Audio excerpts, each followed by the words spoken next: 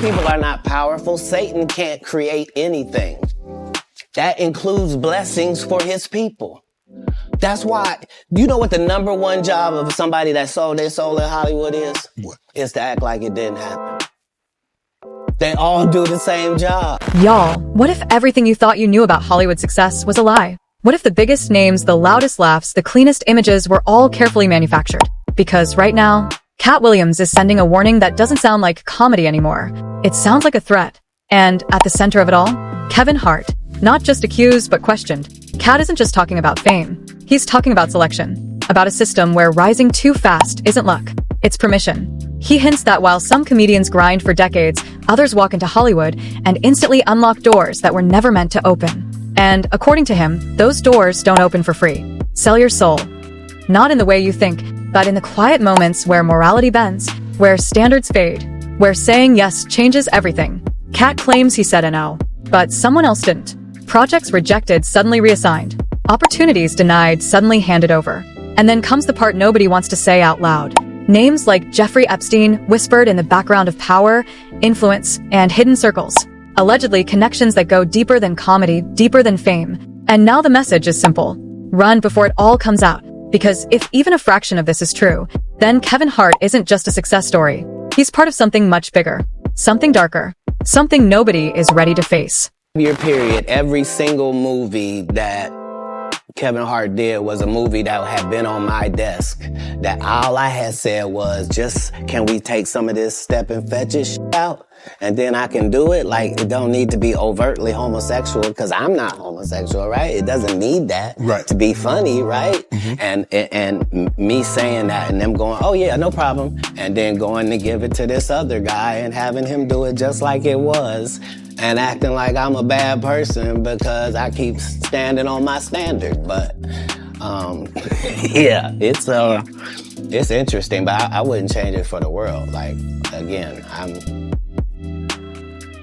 I'm on the winning side of these decisions. Will there ever be another Comic View, Def Comedy Jam? Could that, in today, in 24, 25, 26, could we see that again? They've already announced it. It's already going. You didn't know? Mm-mm. Yeah, Kevin Hart purchased it, so he's now doing Comic View. That happened at the same time that they gave DC Young Fly Hollywood Squares. Yeah, because they tell you that there's no gatekeepers, but we keep seeing the same people open the gate. Didn't Kevin open the gate and let Tiffany in? And he now opening it up for, don't such and such open the gate? What do you mean ain't no gatekeepers? There's 100 gates out. It didn't start with a scandal. It started with a question. How does someone go from almost invisible to unavoidable almost overnight? Because when people talk about Kevin Hart today, they talk about numbers, box office, hits, sold out arenas. But when Katt Williams looks at that same story, he sees something else. Something that doesn't add up. According to Katt, every comedian has a timeline, a grind. Years of bombing on small stages, struggling for recognition, fighting for one real shot. That's the culture. That's the code. But Kevin's story? Katt claims it skipped steps. No long, painful climb. No decade of being ignored. Just arrival. Los Angeles. And suddenly, deals. Major roles. Studio backing. The kind of opportunities comedians spend entire lifetimes chasing. Landing almost instantly. Will throw millions of dollars in my face to do something I didn't want to do. And what? Just, you've been off, yeah. Oh, they're in the room. Yeah, I don't want to. Yeah. That was my way of cueing you. Like, it's open dialogue. Yeah, you want me to keep talking about it? By all means, we can talk about anything, but don't do it. Yeah, And that's where the suspicion begins. Because in Hollywood, nothing moves that fast unless it's being pushed. Katt doesn't call it luck. He calls it selection. A system where certain people aren't discovered. They're chosen, placed, protected. And once they're in, the machine takes over. But every system has a price. And according to Katt, that price isn't always money. It's something deeper, something quieter, a moment, a decision, a line you either cross or you don't. Sell your soul. Not a ritual, not a myth, but a trade. Is not Turkson. The new pope is 9-year-old Oscar nominee, Convention Wallace. Wow.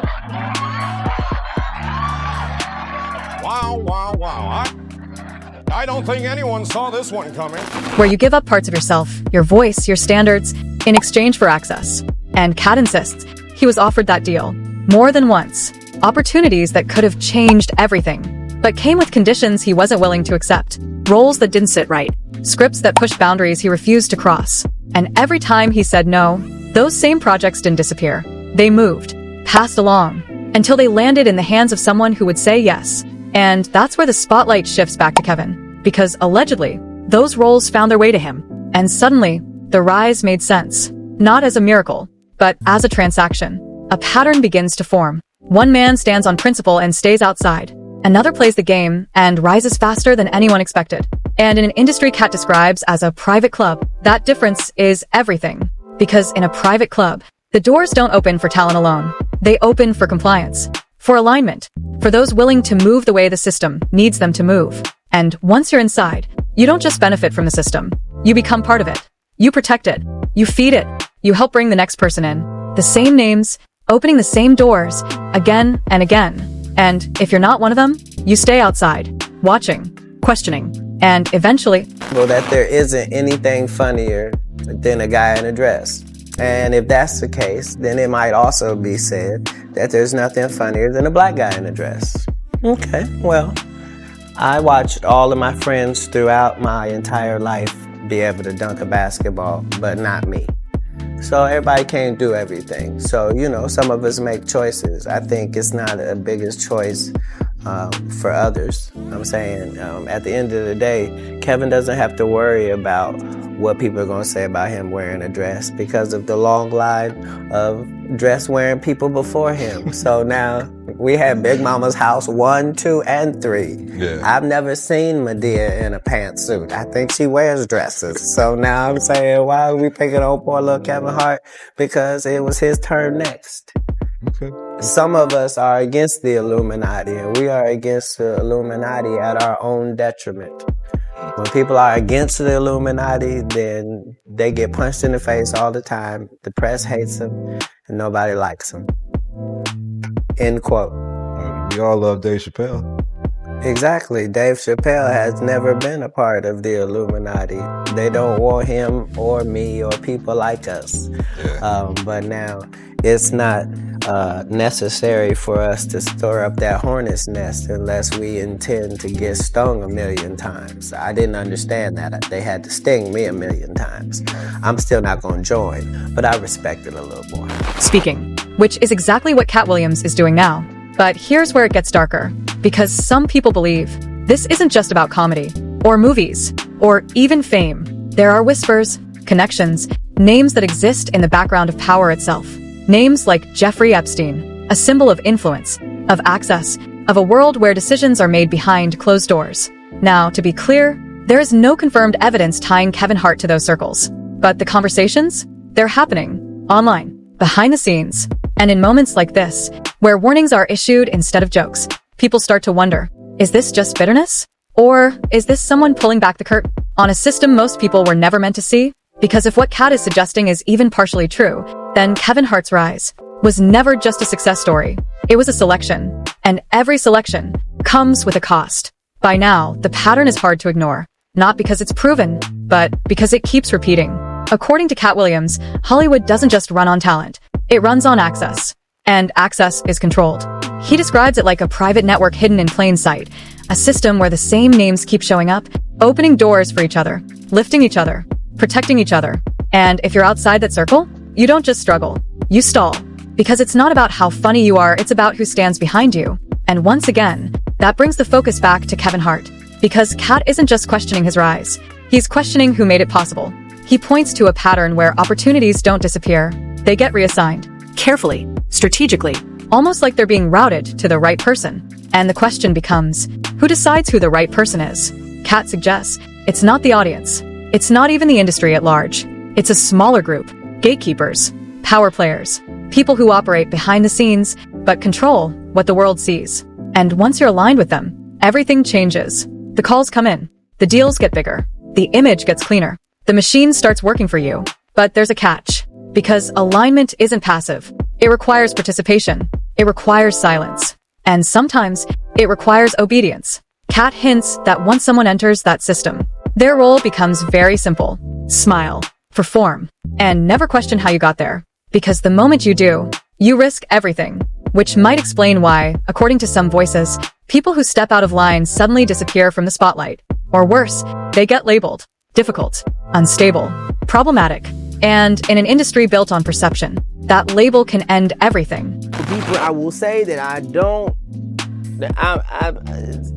it's none of my business, the personal relationships and all the stuff that was talked about. So I'm not going to talk about that. But I will talk about what I've experienced. And what I've experienced is sitting in front of Katt Williams at his own house, $3 million mansion in Malibu. And this man told Tory Hart exactly what Kevin Hart did in order to be where he's at. Now, I don't know if it was Kevin that pissed him off. I don't know who it was that pissed him off. But I do understand that the comedy world is nothing to play with. And since, Richard Pryor left us, God rest his soul, it's more like, everybody's trying to be Richard Pryor. And I can't put myself in position to not understand why some people just don't have the kind of respect for Katt that they should have. I will also say that a lot of people know that he knows that he's helped them in a major way. Huge ways. Silently. For no recognition or none of that. It's just being, who he is as a person. And when I sat in front of him with Tory Hart that night, when Reno Rankin was still alive, it was more like Kevin been pissing off a lot of people, comedically. You know what I'm saying? And I think that instead of trying to bash somebody that knows what they're talking about and bash somebody that has respect in the comedy world, I think that they need to look deeper into why is he... Now this is where another voice enters the conversation. Orlando Brown, a name surrounded by controversy, but also someone who claims to have seen things up close. He says he sat in rooms with Katt, heard conversations that never made it public, and according to him, Katt isn't guessing. He's speaking from experience, from observation, from being inside and then choosing to step away. Orlando suggests that behind the laughter, there are tensions, old rivalries, unspoken conflicts that build over time, until eventually, someone decides to talk. And when that happens, it's never random. It's calculated. It's intentional. It's a signal. And that signal right now feels like a warning, because when Katt says run, some believe he's not speaking metaphorically anymore. He's pointing at something real, something hidden, something that connects power to control, to circles that don't appear on any public list. Don't just think. That's my question to you. Who pissed him off? Who do you think pissed him off? Well, it would seem as if a lot of people pissed him off. No, it was only one person, and they have a clan of people behind them. Yeah. It was Kevin. So, at the end of the day, I'm just gonna keep it real with you, and it's like, Kevin doesn't want to be a dinosaur. He's really a velociraptor, and some people are actually T-Rexes, and we have a system to break in this universe. Now, if I keep going with this posting that everyone's privy to, it's gonna unlock certain systems in the universe that prove that dinosaurs are actually not extinct. That's what Katt knows. He knows the inner workings of how people turned into huge comedians. And I guess, he says Kevin is an industry plant. No, man. I mean, Kevin is a dinosaur, and I can't, I'm not gonna go back and forth with you. He's Frankie Lyman, and ooh. And once again, a name floats to the surface: Jeffrey Epstein. Not as a direct accusation, but as a symbol of what happens when influence goes unchecked, of how deep certain networks can go, of how many powerful people can exist in the same orbit without the public ever knowing. And while there is no verified evidence placing Kevin Hart inside that world, the association itself, even as a rumor, changes the way people look at everything. Because suddenly, the fast rise, the perfect timing, the constant opportunities, they don't just look like success anymore. They look like access. And access always leads back to one thing: power. But power isn't free. It never has been. And if Katt Williams is telling the truth, then what we're seeing on the surface is only a fraction of the story. Because behind every spotlight, there's a shadow. And sometimes, that shadow is where the real story lives. Sure, I give Kevin Hart his proper credit. When my family was up against the wall, Kevin Hart wrote us a check. and said, here you go. We're forever grateful for that. When we were able to give it back, we said, brother, we appreciate you with some interest on top, because I don't ever want nobody to think Feel like they me and my gave up. husband. So I want to make sure I put that out there. That brother really helped us out when we needed to be helped out. Then when he came back with, I got you. I didn't ask Kevin Hart to do anything. He said, I'll executive produce, I'll partner with you. I said, good shit, Kevin, because we're in a deal with Endemol, and we're trying to get our talk show back. Mo, whatever it is, I got you. Now, Kevin Hart is one of the biggest entertainers right now in the world, Correct. right? And was then. We got off the phone with Kevin Hart. We called Endemol immediately and said, Kevin Hart said, whatever we want to do, he got us. He's going to partner, executive use. They was like, oh, this is incredible, because when you put Kevin Hart's name on it, you already know what it is. Correct. 2 weeks go by. We get a call from Endemol. Endemol says, we just got a call from Kevin Hart's manager, Dave Becky. And Dave Becky said, Kevin doesn't want anything to do with Monique. So whatever she told y'all, he doesn't want to do anything with her, nothing. You know, he doesn't want any kind of relationship with Monique. So what changed between the 2 weeks and plus he gave you a check, you gave the money back, then said he would partner with you, executive produce, whatever you need, Mo, hey, we got you. So what transpired, or what do you think transpired between then that 2 week period? Well, soon as we got off the phone and they told us what Kevin's manager, David Becky, said, I called Kevin Hart immediately. I said, hey, baby, we just got off the phone with Endemol, and they said Dave Becky called them up and said, you don't want anything to do with me. He said, Mo, that's a miscommunication. I can tell you right now. I said, wait a minute. Are you okay, though, with this white man calling them up? Getting in between our relationship after something you said. He said, Mo, that's a miscommunication, and we're going to talk Tuesday. Don't worry about it. I'm telling you right now, it's a miscommunication. That was 2 years ago. If you talk to him, I talk to him. I've never talked to him. At first, it didn't look like anything was wrong. The image was too perfect, too clean, too controlled. When people thought of Kevin Hart, they saw consistency, relatability, a comedian who stayed out of trouble, who worked hard, stayed humble, and kept winning. That was the brand. That was the story. But the thing about carefully built images is that they don't break all at once. They crack. Slowly. Quietly. And if you're paying attention, you can see exactly where it starts. For Kevin, one of those moments came in 2017. A video, a confession, a public apology that felt different. Not scripted, not polished, but urgent. He admitted he had made a bad decision. That he had put himself in a situation that hurt his pregnant wife. He didn't go into detail, but he didn't need to, because behind that apology, there was another story unfolding. A recording. A private moment that was never meant to be seen. And suddenly, that clean image had its first visible fracture. Reports began to surface that someone had access to footage and was allegedly trying to use it for leverage. With Kevin Hart. I don't know, man. They, you know, the internet is going wild on him, saying that he was a curator and a narrator of one of the Diddy parties and got caught on tape. You hear that? Wow. I didn't hear that one. That must be one of your favorite. That must be one of your favorite comedians, then. Cause you ain't hear that? That was cool. Huh? I didn't hear it. Get out of here. It was cool, but I didn't hear that one. Must have missed it, man. I think I caught most of them. I think he almost fell in the tub with one of the girls.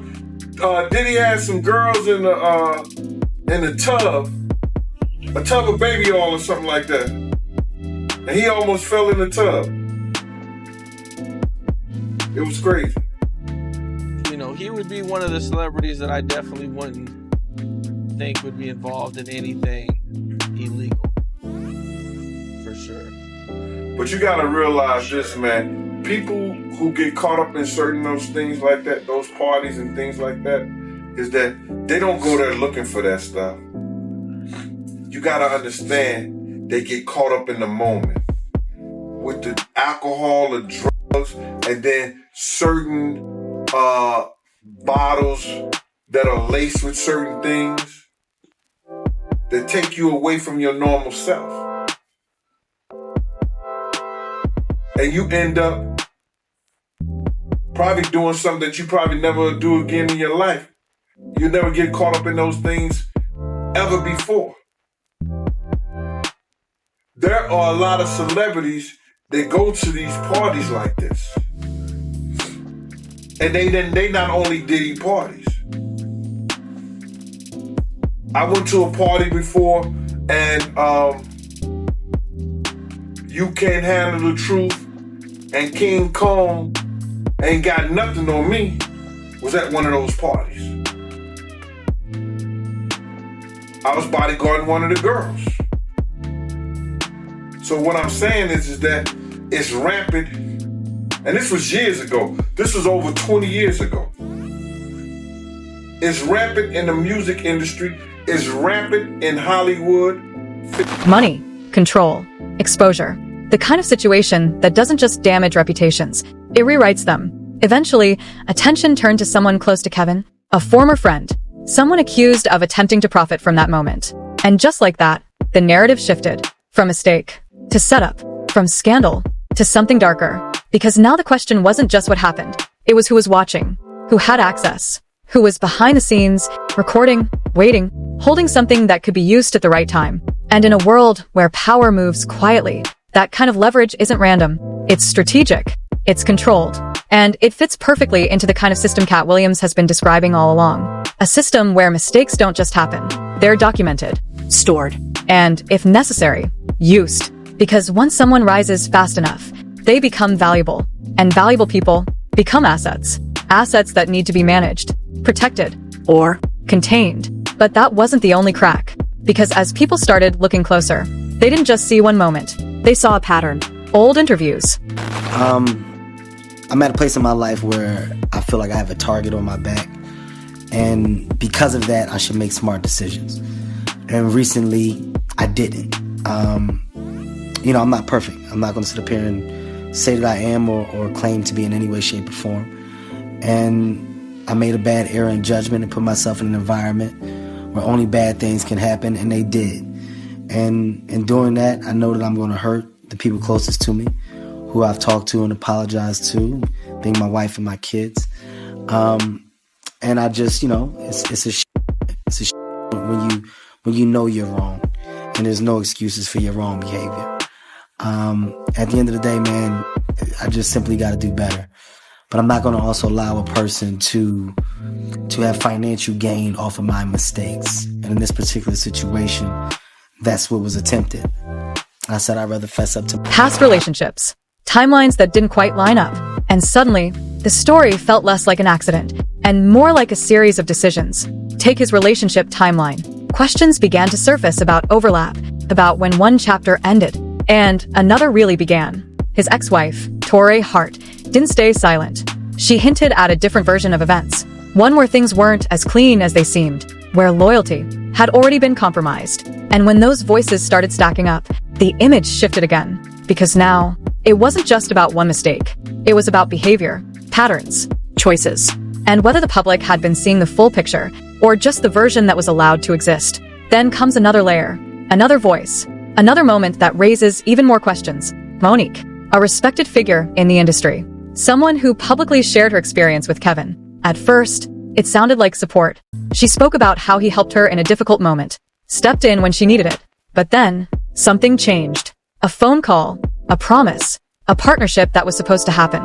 And then, silence. According to her, the shift didn't come from Kevin directly. It came through management, through a middle layer, a barrier that suddenly appeared where there hadn't been one before. And that raises a bigger question. Because when decisions start coming from around someone, instead of from them, it suggests something else is at play. Influence, pressure, control. And in an industry where image is everything, control is currency. Now step back. Look at the full picture. A rapid rise. Opportunities that align too perfectly. Moments that are recorded and later surface under pressure. Relationships that don't fully add up.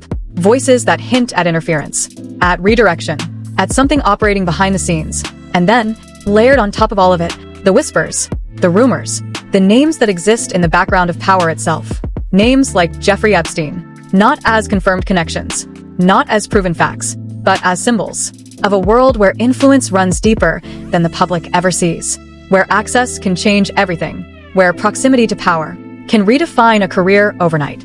And suddenly, the narrative Katt Williams is pushing doesn't feel as far-fetched, because it's not built on one moment. It's built on accumulation, on patterns, on inconsistencies that start to stack until they become impossible to ignore.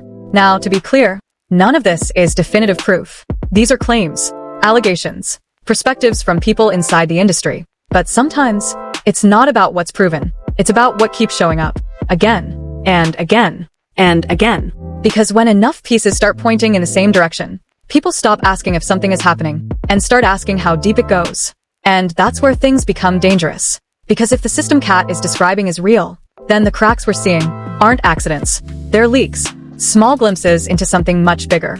Something controlled. Something protected. Something that doesn't want to be exposed. And if that's the case, then this isn't just about Kevin Hart anymore. It's about what happens when someone on the inside starts talking. Because once the image cracks, you can't unsee what's underneath. And sometimes, that's where the real story begins. And now, everything comes down to this moment. Because when Katt Williams says run, people aren't laughing anymore. They're listening, closely, watching every move, every silence, every detail that suddenly feels like it means something more. This isn't just about Kevin Hart anymore. It's about a pattern that's starting to feel too consistent to ignore. A system that rewards obedience and punishes resistance. A world where the fastest rise might come with the heaviest price. And if even a fraction of these allegations, these whispers, these warnings are true, then what we've been watching all these years wasn't just success. It was positioning. Carefully controlled. Carefully protected. Until now. Because once names like Jeffrey Epstein start circling the conversation, even as rumors, everything changes. The stakes get higher. The silence gets louder. And the questions? They don't go away. They multiply. So now the real question isn't just what happened. It's what's about to happen next. Because if there are tapes, if there are connections, if there are truths still buried beneath layers of power and influence, then this story isn't ending. It's just getting started. And the warning has already been given. Run. Before the narrative flips. Before the image shatters completely. Before everything the public believed turns into something they never saw coming. So don't look away. Don't scroll past this. Because the next piece of this story could drop at any moment. And when it does, it might change everything you thought you knew about Hollywood forever.